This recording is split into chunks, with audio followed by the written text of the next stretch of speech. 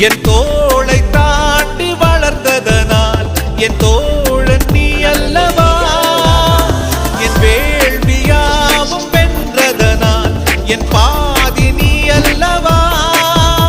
சந்தோஷத்தேரில் தாவி ஏறி மனமின்று மிதந்திட என் வானத்தில் ஒரு நட்சத்திரம் புதிதாக பூ பூத்து சிரிக்கின்றதே. எங்கே